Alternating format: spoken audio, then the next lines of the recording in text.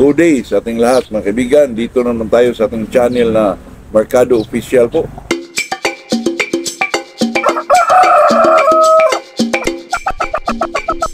Bago tayo mag-umpisa ay shout out muna tayo kay Derwin Avila, Ching Liagas, Blair Kun Punsalan, Suplemente, Glenn Guinaflor. Ganito lang. Good morning sa ating lahat mga kaibigan. Itong pag-usapan natin ngayon mga kaibigan ay about sa breeding po. Itong tinatawag nilang inbreeding. Ito kasing inbreeding mga kaibigan. Palagi na natin itong sinasabi dito, dinidiscuss dito na ito ay balik sa ama, balik sa ina. Ang iba naman dyan ay brother-sister meeting. At saka kasi may nag-comment sa atin na itong inbreeding po na 3/4 ang labas. Pwede ba daw nating i-brother-sister meeting po? Sa tingin ko mga kaibigan, depende lang sa atin yun. Kasi pag may iba kasi pag mag-inbreed ka, pagdating mo sa 3/4 magaganda po. At saka kung ibitaw mo magagaling. Pagdating naman sa mag 7/8 ka, pangatong balik, medyo mga pangit na yung lumalabas. Medyo sa away nila ay kaiba na. Kaya yung iba, kahit sa mga master na dyan, mag-brother-sister. Kasi itong brother-sister meeting, brother-sister meeting po ay ito ho ang pamamaraan ng ilak mo yung genes ng isang manok po para makagawa ka ng isang strain mga kaibigan. Yun bang sila lang, buong sila na wala nang makahalo po sa kanila. Kaya itong tanong na ito ay itong 3/4, pwede ba nating i-brother-sister meeting? Pwede po. Kasi nasa sa iyo, kasi ang dulo nito mga kaibigan, bakit ka nag 3/4? Ay gusto mo itong gawing strain po. Siguro nagustuhan mo. Siguro gawin mong base blood o talagang i-maintain mo ang bloodline na ito, pero sa tingin mo sa pagdating ng 3/4 ay lumalabas na magaganda sila. Nasa atin lang yun mga kaibigan. At saka itong tanong na to, ang pinaka talaga kung gusto mo ng purity ay dito tayo sa 7/8 tapos brother-sister meeting. At saka ang iba naman, hindi na sila mag-brother-sister meeting.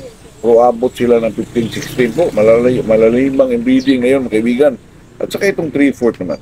Depende lang sa iyo yun, mga kaibigan. Kasi kung ikaw naman nag-3/4 ka pero may natira kang mga pure na ginagamit mo, itong 3/4 mo, pwede mo lang saksakan ng yung ganong pa rin, mga kaibigan, yung ganong bloodline. Yung inaano mo po. Pero pag nakita mo dito sa 3/4 ay magaling sila, pwedeng ilaban, depende na sa atin yun, kaibigan. Wala namang mali dito. Ikaw naman ito namang 3/4 ay pangalawang balik ito mga kaibigan. At saka tayo naman ay dito tayo selection. Kailangan talaga yon sa pag-inbreeding. Mag-select ka. And then yung pinaka-the best, yun ang gamitin mo. Pero sabi dito, ay pwede bang mag-inbreeding, pwede bang brother-sister meeting ang 3/4 po, pwede po. Nasa sa atin lang yun. Mas maganda pa nga ito kasi hindi pa ito maabot sa pangatlong balik. Ay baka dito siya nasiyahan sa nakita niyang resulta sa 3/4 po. Kasi itong mag-inbreeding tayo, ito'y napaka sa panahon, oras, kasi hindi ko basta-basta itong gumagamit tayo ng inbreeding. Kasi pag first mong balik, kailangan talaga maganda dito, maramihan po. Kasi magsilik ka dito. Ang iba dyan, marami yon. Palagi na natin sinasabi, itong mga kaibigan, itong about sa deformities, nandun na lahat yon. At saka pag mag-inbreeding ka, ang volume ng iyong konti lang. Tsambahan na yun mga kaibigan. Katulad ko dati sa puso, itong super sweeter na Serviboy, nag-inbreed ako. Talagang konti lang. Sa umpisa, wala nga akong nakuha. Binalik ko pa ulit. Hanggang nakakuha ako, isa lang mga kaibigan. Sa kabila naman na side, nung lalaki, babae, isa-isa lang sila mga kaibigan. Pero itong nakuha ko talaga na talagang sila ay magaganda. Kasi sa first ko nag-inbreed ako mga kaibigan. Dahil isa, pinalimliman ko, parang 14 eggs yun. Wala akong nakuha kahit isa na pwedeng i-breed po. Merong parang pwede pero ayokong ganun. Gusto ko talaga yung maganda talaga kahit isa lang. ibinabalik ulit mga kaibigan, nagbe-breed ulit ako. Yung ganun pa rin na sila pa rin. Sa pangalawa mga kaibigan, ang na-breed ko na na itlog yun ay 20 eggs. Nakakuha ako mga kaibigan, isang babae lang po. Isang babae. At saka sa kabila naman, first breed ko may nakuha na akong lalaki sa. Kaya yung ganun, binalik ulit nung isa, yung sa side ng lalaki. Sa pangalawa, wala akong nakuha. Yung sa umpisa, nakakuha talaga ako ng isa. Yun, sila ang binangga ko. Yun ang yung super sweeter. Tapos binalik ko dun sa pure na babae. Yung napudos kong yun. Maganda ng kalalabasan ko. Lumalabas talaga yung... kasi itong manok, mga kaibigan, pag mag-inbreed ka, iba ang kulay yung sabi ng mga eksperto din na wala daw kinalaman ng kulay sa pag-distinguish mo sa isang magandang imported man sa labas galing sa akin makibigan malaking po kasi itong Bisayang manok hindi mo naman makitaan sa kulay itong mga sweeter mga kaibigan. Iba ang kulay nila kaya hindi naman natin masigurado na pero kung ikaw ay isang matagal na sa pagmamanok, isang tingin mo lang sa kulay, makilala na natin mga kaibigan, ito may lahi, ito. Kung sa Bisaya lang, i-compare natin, ay iba ang dating sa mga itong mga imported, parang parang maganda yung mga balahibo, medyo matataas yung mga malago yung mga balahibo nila. Saka iba ang kulay po. Kasi sa mga Bisaya, wala namang mga punkan yan mga biga. Mayroon, pero ibang pagka sa balahibo po.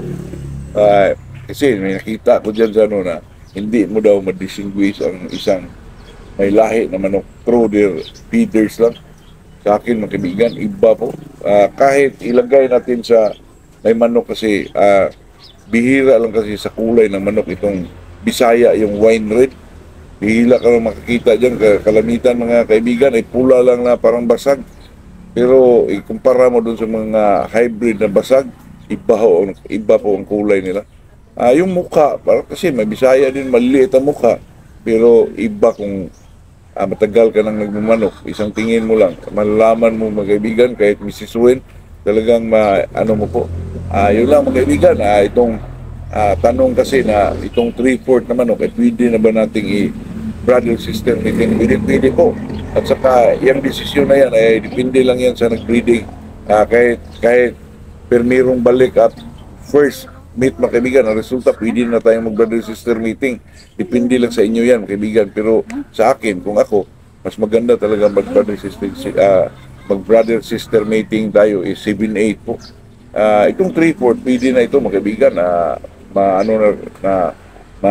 maano na rin ito sa bilang isang pure strain pero sa akin medyo nakulangan ako dyan mga kaibigan. Pero pag nakita mo maganda ng resulta sa 3/4 mo, din pinapunta mo 7-8, di ba masyado ang mga magaganda ang mga lumalabas, dito na tayo sa 3/4.